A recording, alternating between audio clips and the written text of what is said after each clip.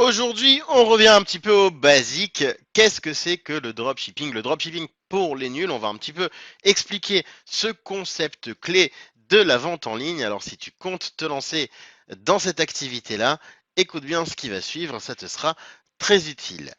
On parlera du fonctionnement du dropshipping, des avantages, mais aussi des inconvénients pour ce mode très particulier. Et enfin, je te donnerai quelques conseils en conclusion pour un dropshipper débutant à ne pas manquer. D'ailleurs, si tu te lances dans le e-commerce, si tu cherches des conseils et des astuces en marketing digital ou en vente en ligne, eh bien tu es tombé sur la bonne chaîne. Ce qui m'amène à dire qu'il est temps pour toi de t'abonner à la chaîne si tu ne veux pas rater tous les conseils et toutes les astuces que l'on donne en permanence. Abonne-toi, like la vidéo, partage-la aussi, n'hésite pas, c'est là pour toi. Alors, le dropshipping, qu'est-ce que c'est? Le dropshipping, c'est une façon de vendre sur Internet qui s'est beaucoup développée, qui a eu un grand succès ces dernières années parce qu'elle est extrêmement simple pour quelqu'un qui se lance et surtout peu coûteuse, voire pas du tout, suivant les options que l'on choisit. En réalité, c'est une manière de gérer son stock. Lorsque l'on est e-vendeur, lorsque l'on est vendeur en général, on pourrait imaginer qu'il faut acheter un stock important, avoir une logistique pour le stocker quelque part et aussi pour l'expédier à nos clients. Il n'en est rien avec le dropshipping.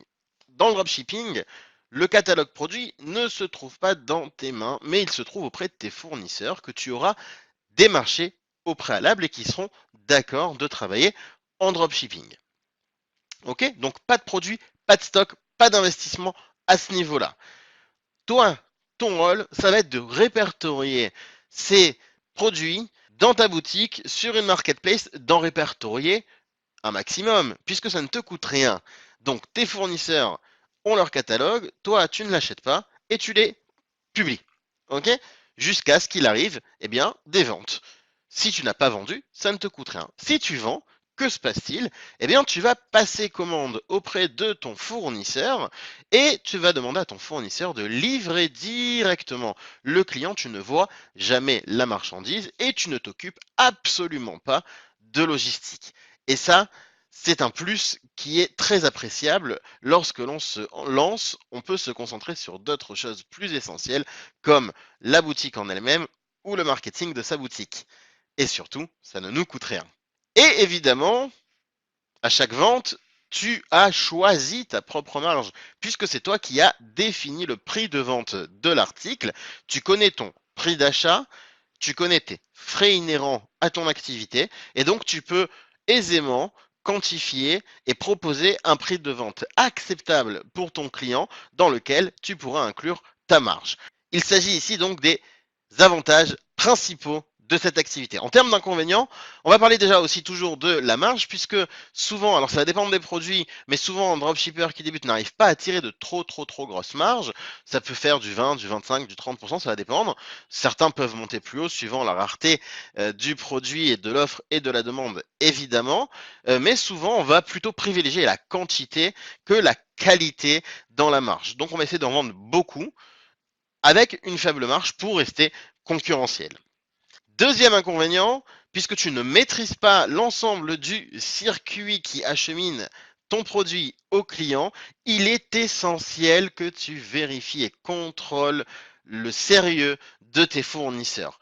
Si un fournisseur loupe une vente, un emballage, envoie un mauvais produit ou un produit de mauvaise qualité parce que tu n'as pas fait ces démarches de vérification au préalable, le client se retournera contre toi. Alors, ça se gère, les litiges, ça pourrait être le sujet d'une autre vidéo, ça se gère sans problème, mais en attendant, c'est toi qui es embêté. Donc, il vaut mieux faire ce travail en amont, vérifier la fiabilité de tes fournisseurs.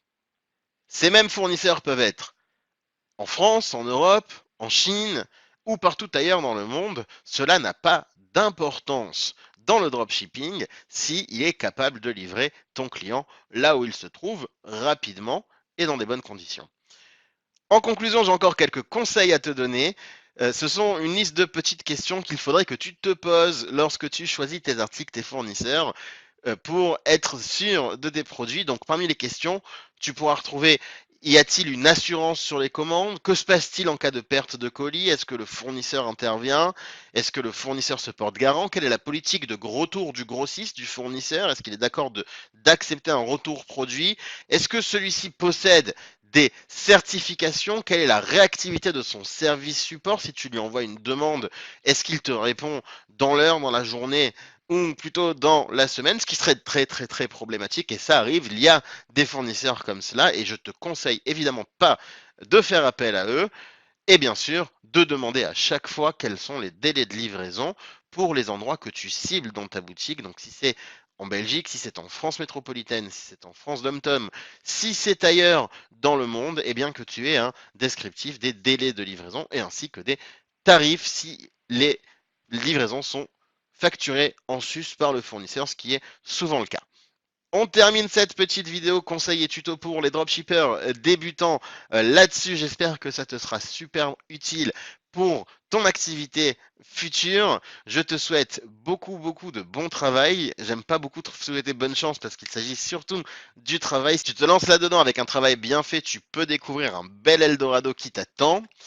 Je te conseille encore une fois de t'abonner à la chaîne, de mettre des pouces pour ne rien rater de nos futurs conseils.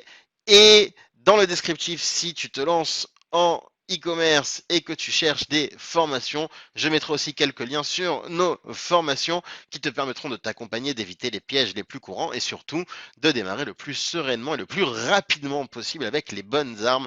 C'est tout ça dans le descriptif. N'hésite pas aussi à commenter, j'y répondrai.